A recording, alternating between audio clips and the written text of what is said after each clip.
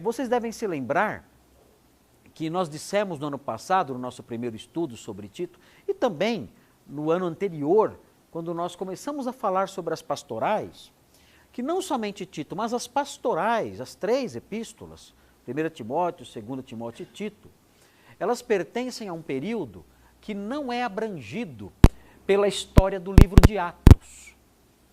O livro de Atos não narra nada sobre o período em que essas cartas foram escritas. Quando você estuda o livro de Atos, é possível você ir, ao longo da leitura, é possível você ir encaixando as cartas de Paulo em cada etapa.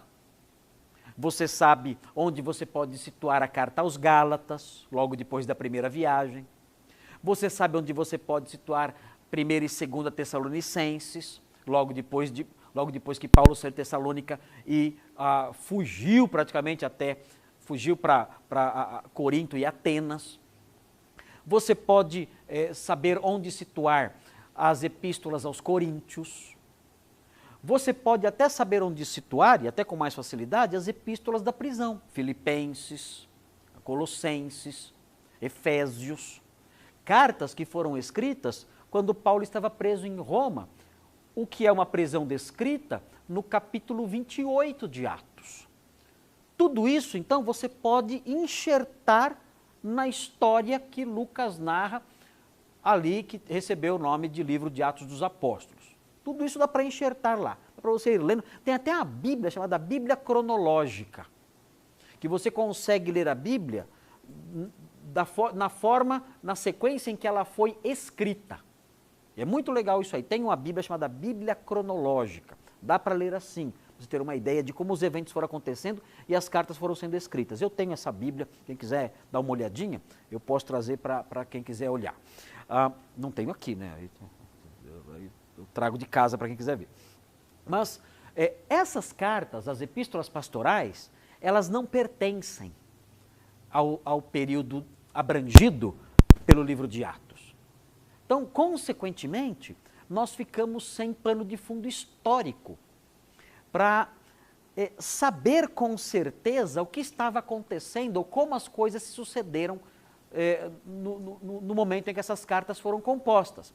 O que nós temos acerca dessas cartas, em termos assim de história delas, são evidências, alguns sinais históricos internos. São indícios históricos dentro das cartas. Então, isso é normal em qualquer tipo de carta. Se você pega uma carta que você não sabe nem de quem é, e você começa a ler essa carta, você vai fazer algumas deduções acerca da época da carta, acerca do que estava acontecendo. Algumas deduções são possíveis fazer. Então, o que nós temos aqui são deduções. É uma provável sequência de acontecimentos. O que aconteceu nessa época aí? Algumas ideias dá para ter, não dá para ter certeza absoluta, e geralmente os estudiosos, as pessoas que param e tentam traçar essas cronologias, que se dedicam a isso, escrevem, pesquisam, fazem vastos artigos e comentários sobre esses assuntos, a impressão que tem até que a pessoa deve ter muito tempo para se dedicar tanto a isso, né? Mas mesmo as pessoas que fazem tanto isso, não há um consenso na mente delas, no que diz respeito ao parecer delas, acerca da exatidão disso que a gente vai mostrar aqui. Aliás, não há consenso nem no que diz respeito à sequência das cartas, que dá para encaixar em Atos. Não há um consenso muito claro. Há pessoas que acham que Gálatas vem numa época, outros acham que Gálatas vem antes. Então, nem nas cartas que dá para encaixar em Atos, a gente tem um consenso absoluto, muito menos aqui, num período mais obscuro. O que a gente sabe é que o apóstolo Paulo, quando escreveu essas cartas, ele tinha sido liberto da sua prisão em Roma, descrita no capítulo 28 de Atos. A gente sabe disso. Ele foi liberto, isso sabemos. E quais foram suas andanças depois disso? Aí existem aquelas hipóteses que nós já vimos no ano passado, né? Os planos dele quando nós lemos a carta aos Romanos, os planos de Paulo era ir a Roma e de Roma ser enviado para a Espanha. Esse era o objetivo dele. Não deu certo porque ele primeiro passou por Jerusalém para levar uma oferta para os crentes pobres e foi preso lá. E aí, preso lá, ele foi mandado para Cesareia e ficou preso em Cesareia 2 anos, apelou para César e aí foi para Roma. Mas não foi como homem livre para poder realizar o que ele queria. Foi como prisioneiro. Então a gente presume assim, bom, então, tá bom, então a prisão em Roma durou 2 anos mais ou menos, pelo que sabemos. O que ele fez depois? Certamente ele queria ir para a Espanha, deve ter ido para a Espanha. Tem gente que fala que ele foi para a Espanha, mas não há evidências disso. Dizem que quem foi para a Espanha, na verdade, foi São Tiago, foi Tiago, irmão de João. Dizem que ele foi para a Espanha, mas bem antes do apóstolo Paulo. Mas isso é lenda, não dá para ter certeza disso. Mas há quem fale, não, ele foi para a Espanha sim. A gente fala que ele foi até para a Inglaterra. E como é que o evangelho chegou na Inglaterra? Até que para a Inglaterra ele foi. O que é muito pouco provável. É que assim, na igreja antiga e na Idade Média, todo mundo queria ter um apóstolo na sua cidade. Todo mundo queria ter. Por quê? Se o apóstolo Paulo foi bispo aqui na minha cidade, eu sou o sucessor dele. Então eu tenho autoridade, como sucessor do apóstolo Paulo. O que aconteceu com a invenção de Pedro. Pedro foi bispo em Roma. Quem falou? Quem falou isso? Não foi bispo em Roma. Então eu sou sucessor de Pedro, eu sou bispo de Roma. Pedro era o chefão, então se eu sou o sucessor de Pedro, eu sou o chefão. Esse é o raciocínio aí. Na realidade, não há evidência nenhuma de que Pedro esteve em Roma. Só tradições. Calvino dizia que ele nunca esteve lá. Calvino falava, isso é tudo lorota. Pedro nunca nem pisou lá em Roma. Enfim. Mas enfim, esse era o objetivo porque as pessoas falavam tanto isso, né? Que Paulo, todo mundo dizendo, não, ele esteve na Espanha, esteve em tal lugar, esteve em outro lugar. Mas isso tudo é especulação. Na verdade, as evidências internas apontam para o seguinte, tem aí alguns indícios que nós podemos perceber que são os seguintes. Indícios baseados em fatos, né? Olha lá. Paulo foi libertado da prisão em Roma. Atos 28, ele ali pregando. Lucas não narra a libertação dele. Lucas só fala que ele chegou lá e começou a pregar, só. O objetivo de Lucas é atingido nesse momento. Ele queria dizer o quê? Paulo chegou em Roma, agora o evangelho não para de se espalhar mais, porque todos os caminhos levam a Roma, todos os caminhos saem de Roma, o que chega em Roma se espalha. Então, Lucas chegou a esse ponto, mostrando que aquilo que Jesus tinha dito, é para ir até os confins da terra, ele mostra, pronto, dá para entender agora, né? Chegou em Roma. Se chegou em Roma, vai chegar aonde? Nos confins da terra. Então eu falo, eu não preciso nem narrar mais nada. Chegou em Roma, pronto. Agora, vai embora. Então, ele foi libertado da prisão em Roma, aí é Atos 29, o capítulo não escrito. E o que vem depois? Bom, aí vem. Paulo visita Éfeso, ok? Aí dá para ter, aí já é na base do indício, aí já é na base das evidências internas. Paulo visita Éfeso, algum tempinho depois, alguns meses depois, sei lá, onde deixa Timóteo. E vai para Macedônia, onde escreve 1 Timóteo. Onde é que nós temos a evidência disso aí? Aí no texto, aí está aí, 1 Timóteo 1,3. Onde é Éfeso? Quem sabe onde é Éfeso? Onde é que está a luzinha aqui? Tem uma luzinha aqui. Olha Éfeso aqui, ó. Luzinha aqui é Éfeso aqui. Tá? Então ele saiu de Roma a Roma aqui. E em algum momento, né, foi andando, chegou em Éfeso. Ok? E deixou Timóteo aqui em Éfeso e foi para Macedônia. O trajeto era esse aqui, ó. Subia, pegava em Trode, pegava uma embarcação em Trode e atravessava até aqui, na altura de Tessalônica, pegava a famosa estrada, você já sabia o nome, né? Como é que chama a estrada? A Via Ignácia, né, que ligava aqui, cortava toda a Macedônia, e aí pronto, chegava aqui nessa região aqui. da Macedônia, que é a Macedônia. Okay? Então, olha lá, 1 Timóteo 1,3.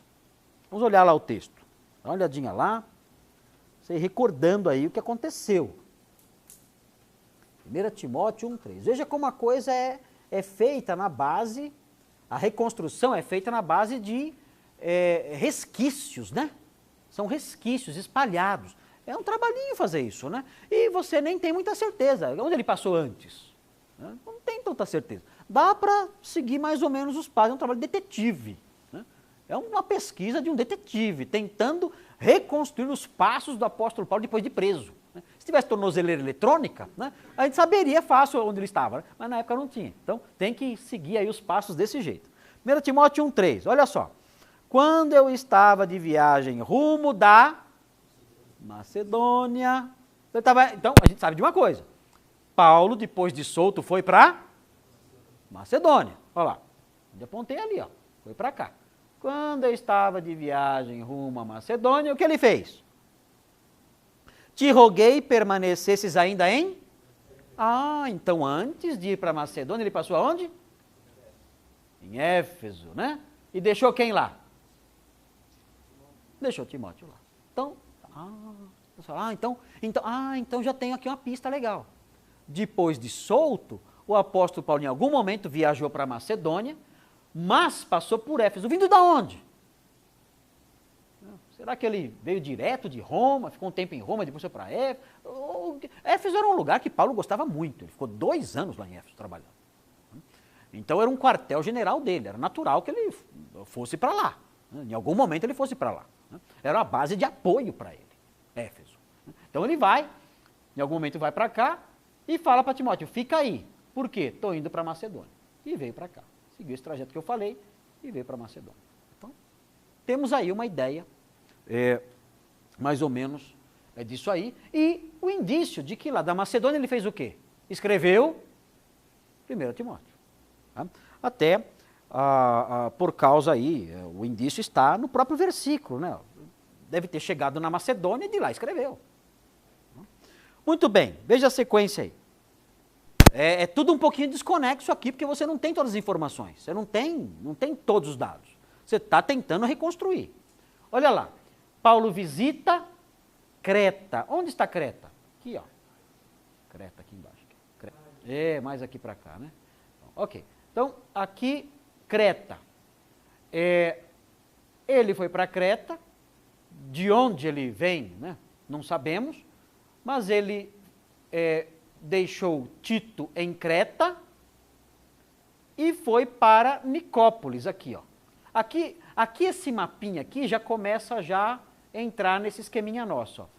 Só que aqui ele sai de Roma e vai para Creta, aí já não dá para ter certeza, isso é especulação. Mas aqui, que ele foi para Creta e depois para Nicópolis, dá para ter uma ideia, sim, em Tito 3,12. Vamos olhar lá.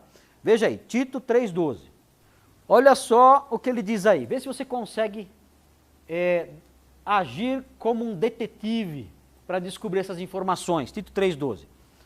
Ele fala assim, quando te enviar Ártemas, apressa-te a vir até Nicópolis. Ok? Onde é que Tito estava? Como é que vocês sabem? É que tem uma passagem que eu não citei aqui, que não está aqui. Que não está aqui. É Tito 1,5. Dá uma olhadinha em Tito 1,5. Ok? Então, já tinha algum trabalho já começado em Creta, ele já tinha estado lá em algum momento, mas agora, nesse segundo item nosso, tentando reconstruir as pisadas de Paulo depois de Atos 28, nós temos um indício claro disso. Ele foi para Creta e lá em Creta ele deixou Tito, que era um outro delegado dele. A gente chama as epístolas pastorais de epístolas pastorais. Porque a gente fala assim, Tito era pastor e Timóteo era pastor também. Mas tem muitas pessoas que falam assim, olha, na verdade, Tito e Timóteo não eram bem pastores assim. Tem gente que discorda disso. Eles falam assim, olha, eles eram pessoas que constituíam pastores. É o que a gente vê em 1 Timóteo 3, em Tito 1. né? Eles constituíam pastores e bispos, ou bispos, mas na realidade eles eram delegados apostólicos, um cargo que não existe mais. A não ser na igreja do Valdomiro, aí tem, sei lá, alguma coisa, né? Mas um delegado apostólico. Alguém que o apóstolo Paulo fala assim, olha, eu estou nomeando você para ir lá para mim porque eu não posso ir. Então, ó, eu tenho que ir para tal lugar, fica você aqui cuidando disso. Então, ele era um pastor? Ele era uma espécie de arquipastor, né, que nomeava outros pastores ali, exigia que as coisas funcionassem direito. Ele era alguém ali, uma espécie de, como eles dizem, um delegado apostólico, alguém com uma autoridade ali para colocar as coisas em ordem e até disciplinar presbíteros também. Então, dizem isso. Né? E aí, colocaram o nome de epístolas pastorais, porque há orientações para o ministro aqui, claro. Né? Mas, enfim, vocês viram lá então, não, é Tito. Colocou lá. Ok, Tito 1,5. Então, ele deixou em Creta. Aí, olha o que ele fala em Tito 3,12. Tito 3,12, ele diz o quê? Veja aí, eu vou ler aqui. Quando te enviar Ártemas, então, quando eu te enviar Ártemas ou Tíquico, enviar para onde? Para Creta. Quando eu te enviar Ártemas ou Tíquico, apressa-te a vir até Nicópolis. Onde é que ele estava? Ele estava em Nicópolis. Bom, talvez, né? Não é certeza. Porque olha o que ele diz a seguir. Ao meu encontro. E aí ele diz, estou resolvido a passar o inverno ali. E agora? E agora? Estou resolvido a passar o inverno ali. Aí você fica, peraí, então ele não estava em Nicópolis. Onde é que ele estava então? Agora, vai ter gente, comentarista, esse pessoal doido aí que vive, né, se matando de estudar aí, vai ter gente que falar assim, olha, não, ele não estava em Nicópolis. Há quem diga o seguinte, olha, talvez ele tenha escrito na verdade, né, talvez estivesse na Macedônia ainda, e planejava ir para Nicópolis no inverno. Exatamente, pode ser isso. Agora, há quem diga assim, não, ele estava em Nicópolis sim. Porque a palavra ali, que é a palavra ekei, no grego, o significado dominante dela é ali. Mas ela pode também significar, de vez em muito pouco, é possível, ela significa também aqui. Nossa, mas e aí? E aí? Você não sabe se é aqui ou ali, né? Mas o dominante é ali. O dominante é ali. Se você falar assim, não, ekei é o significado dominante, que essa Bíblia pegou aí. É ali. É ali, então ele não estava lá. Ele iria para lá. Estava talvez na Macedônia. Eu não estava em Nicópolis ainda. Agora, se o significado for aqui, aí sim entra em Nicópolis. Agora, pode significar também onde. Onde. A ekei pode significar onde. Aí seria assim, olha, venha até Nicópolis, onde eu quero passar o inverno. Aí já não fica indefinido, não dá para saber se ele estava ou não. Então é meio incerto. Né? Mas uma coisa é certa, cedo ou tarde ele foi para lá. Não, vai acompanhando aí. Então olha lá, Paulo visita Creta, em algum momento aí depois desse episódio aqui, né, dessa visita a Éfeso aí, visita Creta, deixa Tito e parte para Nicópolis. Ok? Ok. Na sequência aí, próximo. Paulo escreve a carta a Tito, e aí, é o que eu falei agora, de Nicópolis ou da Macedônia, dependendo do significado de ekei. Ok? Tudo bem? Vamos mudar? Olha que mapão legal aí, para conhecer todas as trajetórias aí do apóstolo Paulo. O que vem agora? Qual é o outro indício que nós temos? O apóstolo Paulo, saindo, sabe-se lá de onde, de repente ele está em Troade. Então, seguindo os passos do apóstolo Paulo, de repente ele aparece aonde? Em Troade. Onde é Troade? Cadê Troade? Cadê Troade? Vou achar Troade bem pequenininha aqui, ó. Tá vendo aqui? Éfeso está aqui, ó. Aí subindo, você chega em Troade. Que dizem que é a antiga Troia. 5 quilômetros da antiga Troia. Pertinho das ruínas de Troia. Aí, isso chama Troas, Troade. Do lado de Troia, depois do posto Shell, virando à direita, você chega em Troia. Acho que a última descrição foi tão grande melhor comprar o terreno. Vamos ficar do lado, porque ali é amaldiçoado. Né? Teve escavações, né, recentes, porque até pouco tempo atrás diziam que Troia nunca tinha existido, né? Que nunca tinha existido. Aí acharam lá o sítio arqueológico lá próximo. Os fundamentos das 8 cidades Que já existiram lá no local. Ok, então aqui, ó. Troade está aqui, ó. Então Paulo aparece aqui. O que ele estava fazendo lá? Bom, o apóstolo Paulo, ele fala, quando ele escreve aos Coríntios, ele fala que quando ele estava em Troade, quando ele escreve a segunda carta aos Coríntios, ele fala que ele foi para Troade e abriu uma porta de ministério lá. Ele fala. Mas ele não conseguiu ficar. Porque ele estava muito ansioso, porque ele tinha mandado Tito para Corinto e a coisa estava feia lá. Estava feia a coisa lá.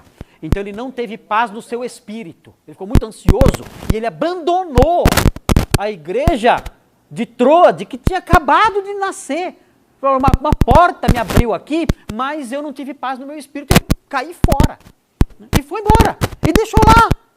E por isso que você não vê nenhuma carta aos troadenses. Né? Você não vê na Bíblia isso.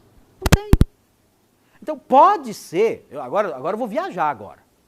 Agora eu vou inventar. Eu posso inventar também, todo pastor inventa, porque eu não posso inventar também. Né? Então, eu posso inventar, né? Mas só que eu estou falando que eu estou inventando. Né? Pode ser que o apóstolo Paulo voltou para terminar o que tinha começado. Bom, eu fui para Corinto. Deixei a porta aberta, não tenho oportunidade de voltar nunca mais. Agora, eu vou voltar lá, tenho que socorrer aquele pessoal que eu deixei lá para trás. Pode ser que tenha acontecido isso, ok? Agora, o problema foi o seguinte, parece que o pessoal de Troade não tinha muita sorte com o apóstolo Paulo. Que ele vai para lá, a porta se abre ali, ele não aproveita a porta aberta, ele vai embora, e agora, quando ele aparece de novo lá, tudo indica que ele foi preso lá.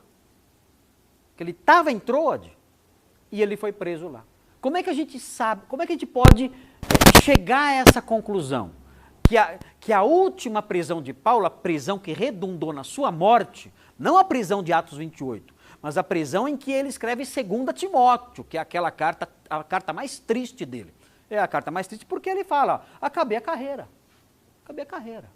combati o bom combate, acabei a carreira, guardei a fé, acabou, minha vida está no fim. É a carta mais triste de Paulo, é essa aí. Você tem muitas cartas tristes de Paulo, algumas cartas tristes de Paulo, alguns trechos tristes, mas 2 Timóteo é deprimente. Por quê? Porque é a última prisão dele, já no fim da vida, e ele sai de lá para ser decapitado, segundo a tradição. Ele sai de lá para ser morto. Ele está numa masmorra. Eu já mostrei até foto da masmorra para vocês. Então, muito bem, o pessoal de Troade parece que não tinha muita sorte, porque, pelo que dá a entender, essa prisão em que ele foi levado para Roma e que foi definitiva, em que ele morreu nessa prisão, essa prisão foi realizada aqui em Troade. Ele foi preso aqui em Troade. Como é que a gente sabe disso? Olha o texto então, vamos olhar o texto. Cadê aí? 2 Timóteo 4,13. A impressão que a gente tem com esse versículo aí é que o apóstolo Paulo saiu de Troade meio que às pressas, meio que sem poder pegar nada. Dá para perceber isso nesse versículo? Vocês conseguem perceber nesse versículo que não houve planejamento para ele sair? Agora, naquela época, vocês acham que alguém que fosse viajar não ia se planejar? O que vocês acham? Hoje em dia, se eu saio às pressas de casa, é muito fácil eu resolver. No caminho, ó, Simone, deixei aí, esqueci os negócios aí e tal, você ajeita aí, manda pelo correio, manda pelo Sedex, tá tudo resolvido. Agora, na época, não. Alguém que ia viajar se planejava muito bem. Agora, Paulo ia esquecer a capa. Não, capa era essencial para quem viajar, para quem... Claro, precisava de capa, ninguém ia viajar sem capa. E os pergaminhos? Paulo não ligava para o pergaminho. Por quê? Paulo, para ele, a letra mata. Então não estudava, não. Ele era um estudioso intenso. Agora ele vai esquecer, ele vai viajar sem a capa e sem os pergaminhos. Não tem cabimento isso aí. Então é evidente que ele saiu de Troade sem planejamento, sem nada. Ele foi, é como se ele tivesse sido arrebatado ali de Troade. Agora, ele diz algo também. Dá uma olhadinha no versículo que vem depois. Olha o versículo 14. Por que será que esse versículo está junto com o anterior? Por quê? Porque quando ele fala sobre a capa e os pergaminhos, ele lembra desse cara que fazia ratoeira. Era isso que ele fazia? Ratoeira? O latoeiro? O que é o latoeiro? O que é latoeiro? Era alguém que mexia com metal, né? Mexia com metal. Consertava coisa de metal, fazia coisa desse tipo, né? Trabalhava talvez com bronze, coisa desse tipo aí, né? Mas ele fala, ele menciona que ele deixou a capa e os pergaminhos lá, e logo em seguida ele fala, olha, o Alexandre, ele me fez muitos males. Por que os versículos estão tão perto um do outro? Porque quando ele fala da capa e do pergaminho, ele lembra de Alexandre. Talvez ele esteja pensando nos elementos ligados à sua prisão. Assim, traz a capa e o pergaminho que eu não pude pegar, e o Senhor vai dar a paga para aquele cara. Foi ele que me denunciou, foi ele que levou os soldados aí, foi ele que foi nas autoridades e me prejudicou, foi ele que testemunhou contra mim, o Senhor vai dar a paga para ele. Então, parece que as coisas estão conectadas entre o versículo 13 e 14. Esse versículo mostra que Paulo estava em Troade e ali ele foi preso. Isso que eu falei, o pessoal de Troade, né, não tinha muita sorte com o apóstolo Paulo, né? Sempre ele tinha que sair às pressas, ou querendo ou forçado. E aí o que acontece então? Aqui embaixo, aqui, Paulo escreve 2 Timóteo no cárcere e em seguida é executado. Aí acaba a história do apóstolo Paulo. Então Atos 28 interrompe a narrativa, mas as pastorais dão sinais do que aconteceu. Alguns sinais. Parece que ele não foi para a Espanha, não há evidência nenhuma disso. Nem para a Inglaterra, nem para a parte ocidental do Império Romano. O sonho dele era, assim como ele atacou a parte oriental do Império Romano, o sonho dele, quando ele escreve aos romanos, é o seguinte, agora eu vou para a parte oriental, fui para a parte oriental, agora eu vou para a parte ocidental. Ele fala assim aos romanos, não tem mais nada para eu fazer na parte oriental. Eu já realizei todo o meu trabalho na parte oriental. Agora eu vou para a parte ocidental, quero ir para a Espanha. Mas parece que depois de liberto, ele não conseguiu ir, parece. E continuou trabalhando na parte oriental até que ele foi preso. Talvez até tivesse planos. Vou voltar para a parte oriental, dar uma ajeitadinha, passar até entrou de lá para acabar algumas coisinhas, né, dar uns arremates. Aí depois vou para a parte ocidental. Mas foi preso novamente, só que dessa vez a prisão foi muito severa. Ele viu que ele ia morrer e de fato foi condenado à morte. Morreu. A gente vê em 2 Timóteo os sinais de que era um homem realmente já sem esperança nenhuma de ser libertado. E por isso, 2 Timóteo é uma carta tão deprimente, né, triste, alguém que não tem mais esperança de fazer mais nada no ministério. Ele fala, eu já estou sendo derramado como libação sobre o sacrifício, já não tenho mais. Eu combati o bom combate, já acabou tudo. Enfim. Ok, tudo bem então, gente? Entenderam essa sequência? Notem que é uma sequência, é uma tentativa, né, de reconstruir. Não dá para ter certeza absoluta, é uma tentativa de reconstruir. Agora, o que é bonito nisso é a gente ver a perseverança dele, né? Viajar tudo isso, se dedicando ali, voltando para aquelas igrejas, estabelecendo os delegados apostólicos, né? Dando ordens, olha, delegados, estabeleçam pastores aqui, pastores ali, olha, cuidado, pega no pé desse povo aí de Creta, pega no pé desse povo de Éfeso aí, olha, vocês têm que mostrar, eles têm que mostrar para o mundo que a sã doutrina faz diferença. a preocupação das pastorais, é muito curioso ver isso, a preocupação das pastorais é ensinar as igrejas, que elas aprendam de fato a mostrar o que a graça de Deus fez. Isso fica muito evidente nas pastorais. Olha, ensina esse povo, ensina as igrejas, ensina aí os pastores a mostrar para o mundo ao redor o que foi que a graça de Deus fez.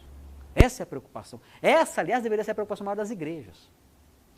Não é tanto, tudo bem, tem programações e tantas coisas, né, e tantas coisas legais, né, mas talvez a preocupação central das igrejas deveria ser essa. Como mostrar para o mundo o que a graça de Deus fez. Essa talvez deva ser a principal preocupação da igreja cristã. Muito bem. Depois, bom, aqui outro mapinha, né, que dá para ver alguns lugares que nós mencionamos. Né. Olha aqui, Troade aqui, Éfeso aqui, Creta, olha aqui a Nicópolis, Macedônia aqui. Regiões aí que nós mencionamos. E rapidinho, que vocês já estão cansados já, e hoje a gente termina com essa reapresentação aqui de quem é Tito. Quem é Tito?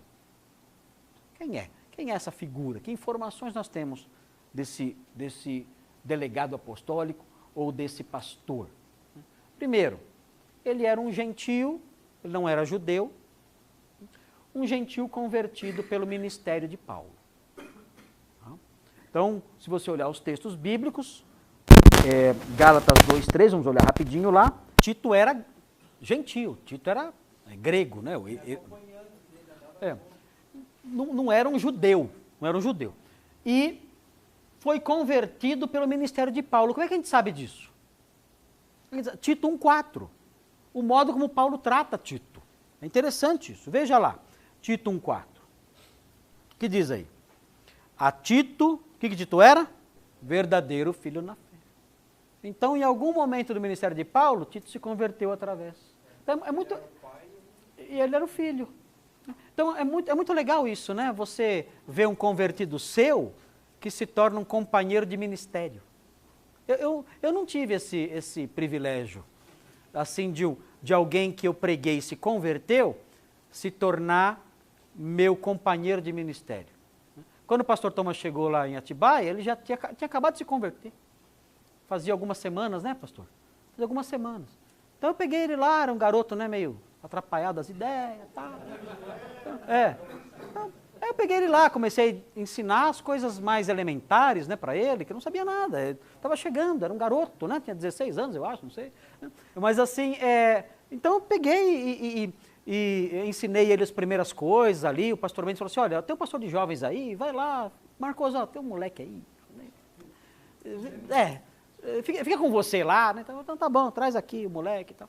Então eu comecei a dar algumas lições para ele naquela época e caminhamos bastante, né? Bastante nessa época aí. E hoje ele é meu companheiro de ministério. Então é um grande privilégio para mim isso. Agora, nunca aconteceu no meu ministério de alguém que eu preguei, se converteu, né, e se tornou meu companheiro de ministério.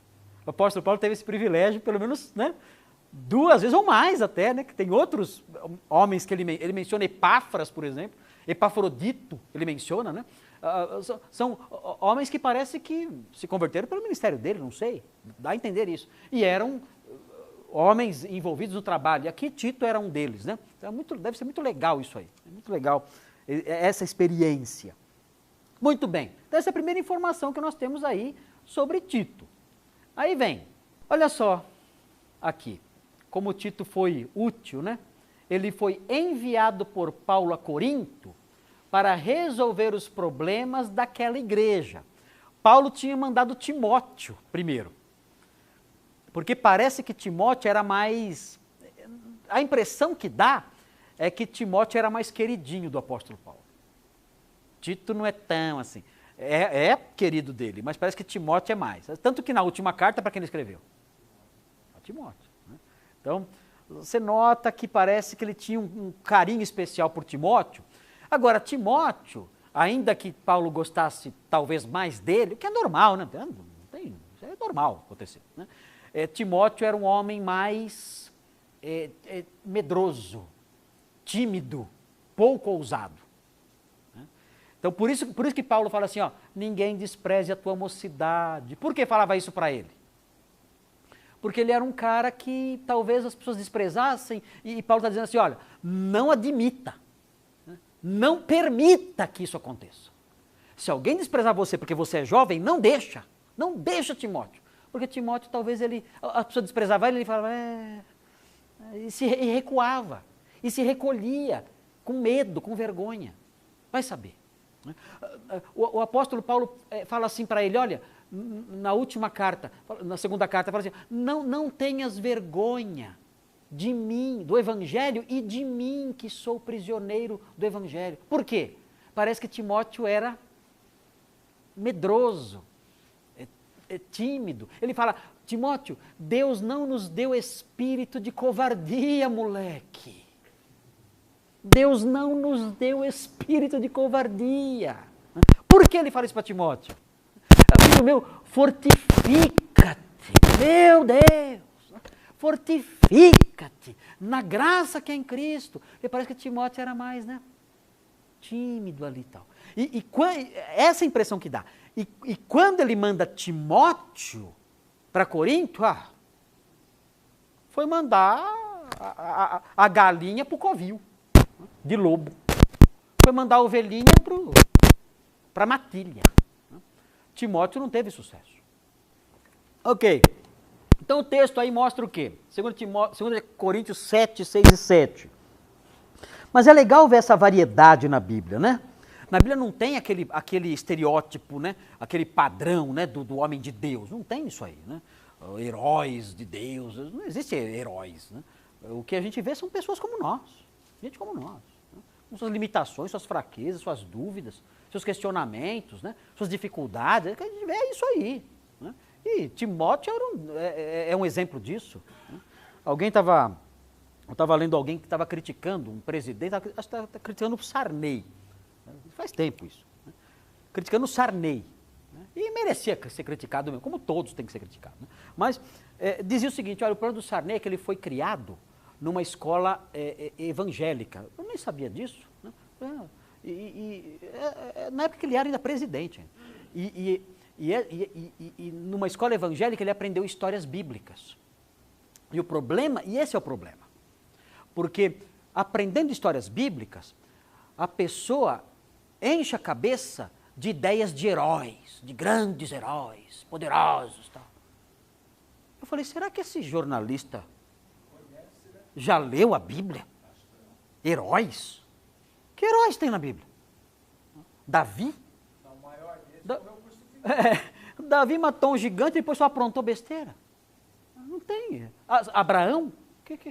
Que herói é Abraão? Que até a mulher dele, ele mentiu até sobre a mulher, de medo. De medo, ele mentiu acerca da mulher dele. Se Deus não interferisse lá, a mulher dele seria abusada. Que heróis? Pedro. Que heróis há na Bíblia? Não tem isso. Então foi uma grande besteira esse repórter, aliás, como todo ateu fala. Muito bem, olha o texto aqui, 2 Coríntios 7, 6 e 7. Vamos olhar lá. 2 Coríntios 7, 6 e 7. Paulo, aquele povo que estava com raiva de você, agora é o contrário. Aquele povo agora está preocupado com você. Eles estão super arrependidos pelo que eles fizeram, estão preocupados, estão com saudades de você, estão super abatidos porque não sabem como é que você está passando. Então, isso aí foi uma notícia que o apóstolo Paulo recebeu de Tito, que esteve lá em Corinto e realizou esse ministério de reconciliação e de auxílio àquela igreja que estava vivendo de forma errada. Talvez, aí vai depender de algumas posições interpretativas, talvez Tito tenha participado do Concílio de Jerusalém. Talvez. Mas nós não sabemos se foi isso mesmo. Dá uma olhadinha em Gálatas 2, 1 a 3. O que tratou o Concílio de Jerusalém? A inclusão dos gentios na igreja. se eles podiam entrar na igreja sem ser circuncidados. Essa era a questão. Se tinham que guardar a lei mosaica para entrar para a igreja. Veja aí o que diz Gálatas 2:1, fala assim: 14 anos depois, subi outra vez a Jerusalém com Barnabé.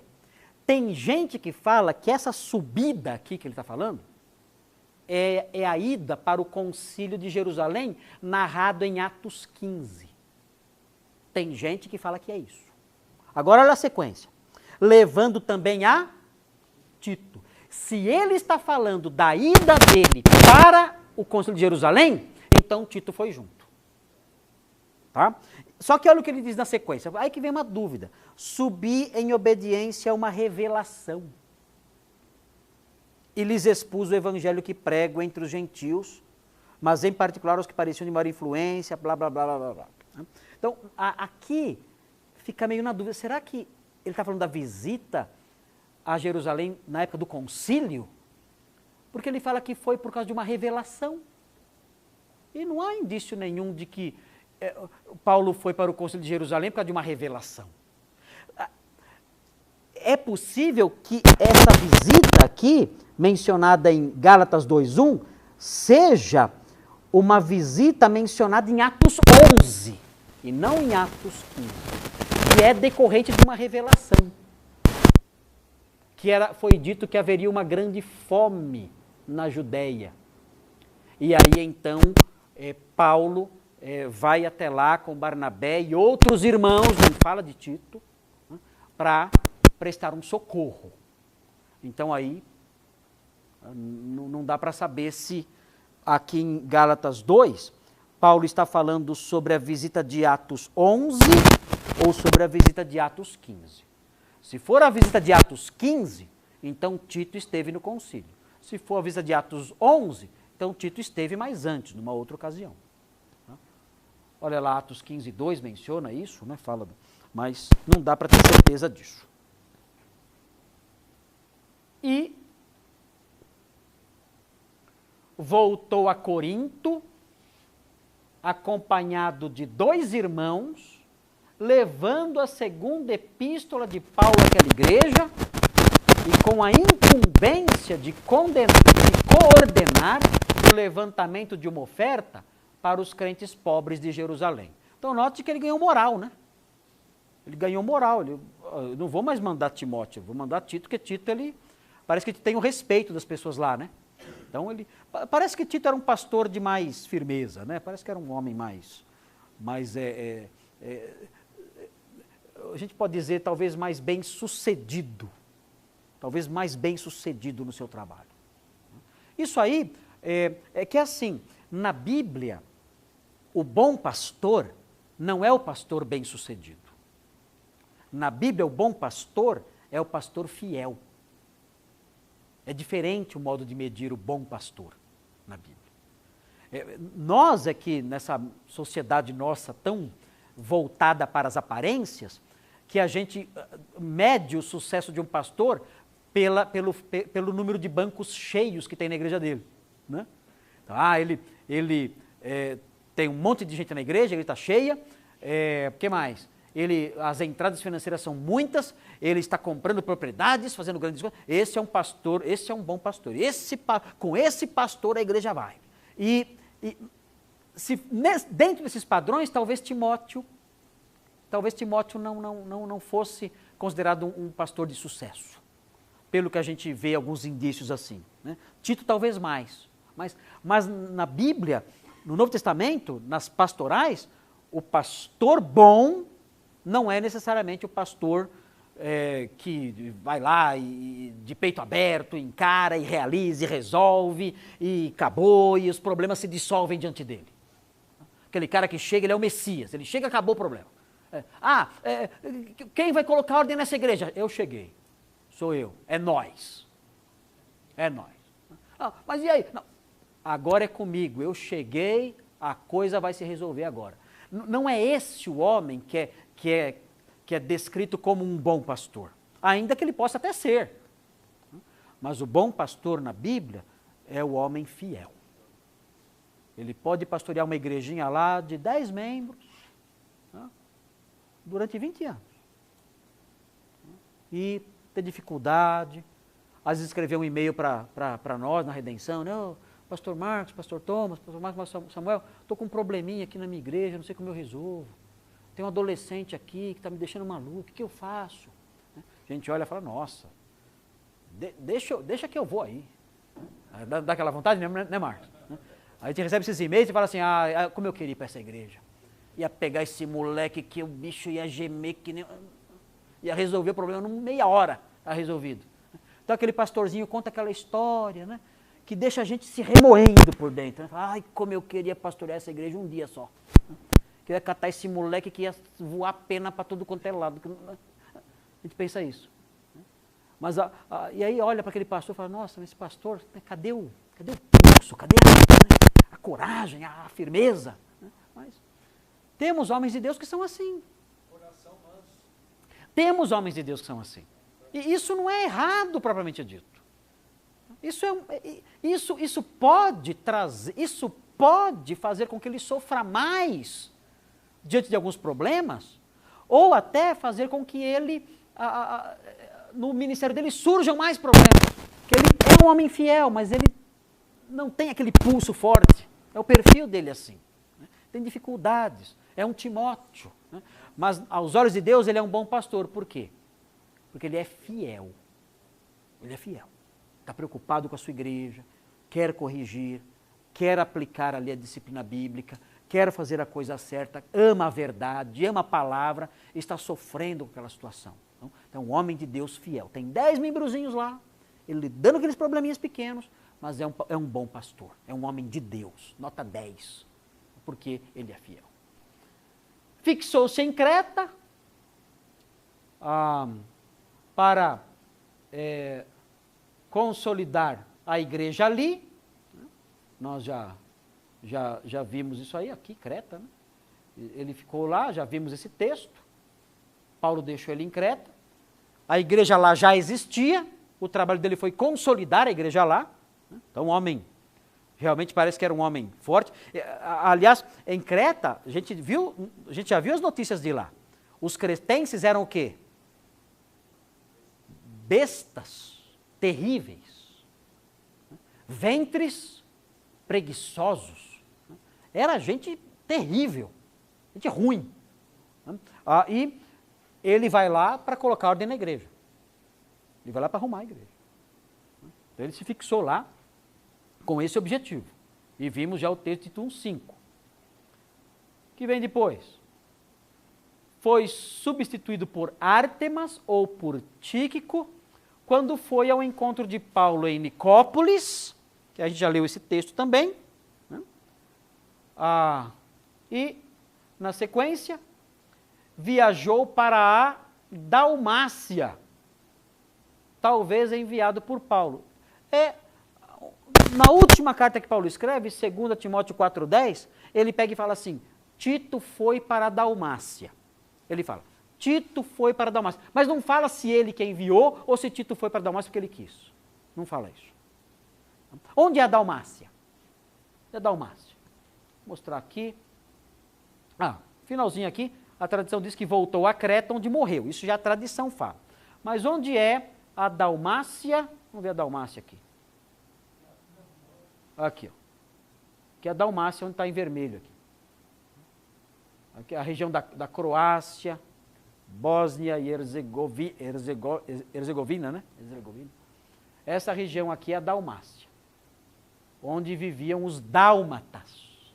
Não é cachorro não, é gente. Ele converteu 101 dálmatas aqui nessa região. Depois, fazia parte do Império Romano, né? Então, essa região toda aí, né? Então ele ministrou ali. Agora, interessante, porque ao que dá para entender, né, não tinha igreja nessa região. Parece que ele foi um pioneiro lá. Agora, um homem de coragem, porque era um lugar, né, não pertencia, né, não pertencia àquela região mais civilizada, por assim dizer, do Império Romano, né? Um lugar mais né, dominado pelo império, mas não era uma Éfeso. Né? Não era... Não tinha justiça de Roma forte. Ali, ainda que fosse próximo ali, né? Mas não era um lugar assim. E não há indícios, né, de uma igreja lá. Então ele deve ter começado o trabalho lá, talvez, não sei.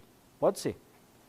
Muito bem, essa aí é a Dalmácia. E ele voltou depois para Creta, né? Segundo a tradição, saiu da Dalmácia, voltou para Creta e dizem que ele morreu em Creta. Aí a tradição fala isso.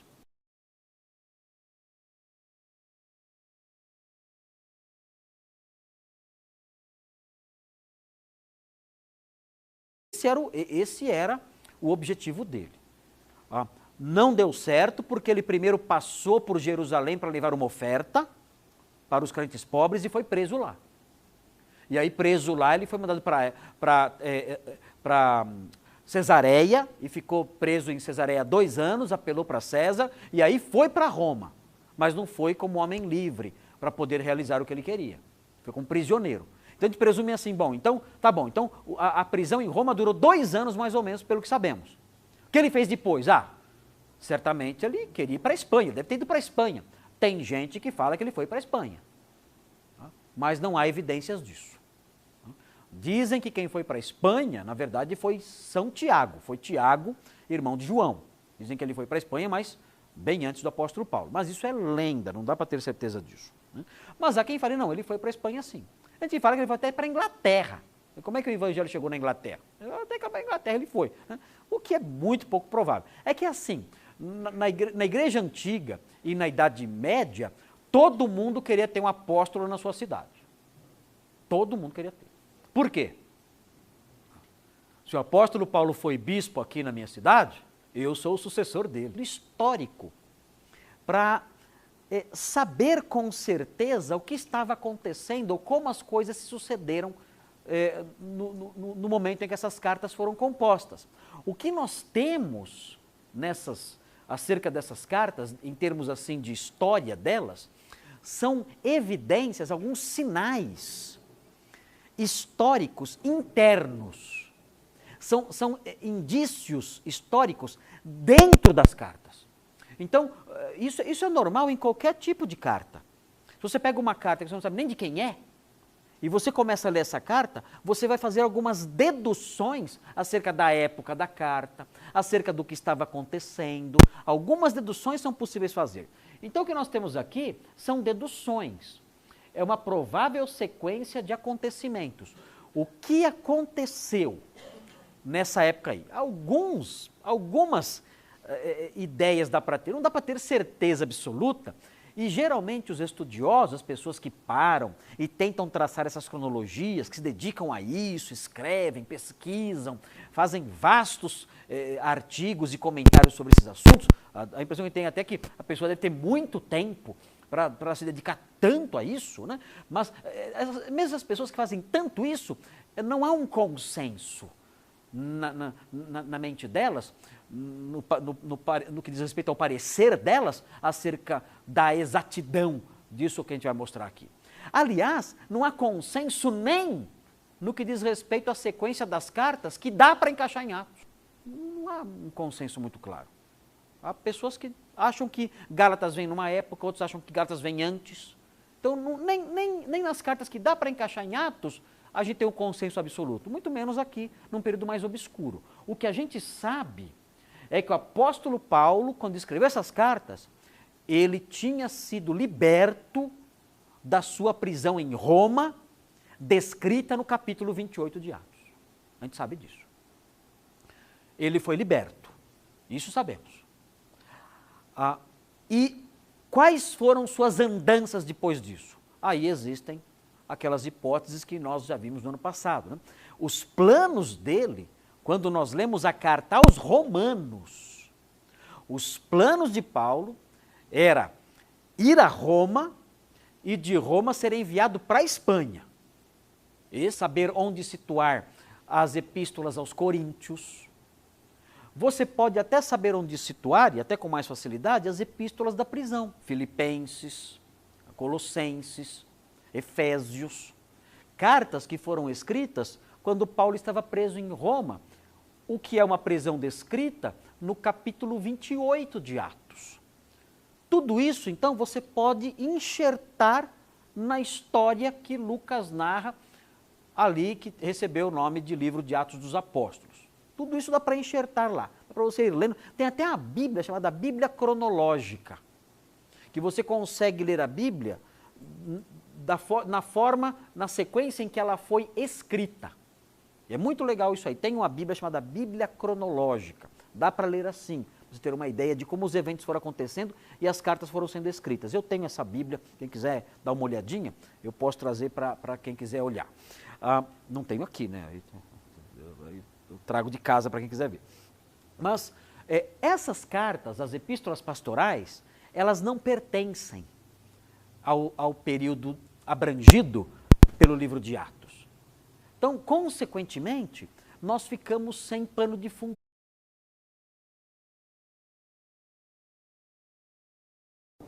Vocês devem se lembrar que nós dissemos no ano passado, no nosso primeiro estudo sobre Tito, e também no ano anterior, quando nós começamos a falar sobre as pastorais, que não somente Tito, mas as pastorais, as 3 epístolas, 1 Timóteo, 2 Timóteo e Tito, elas pertencem a um período que não é abrangido pela história do livro de Atos.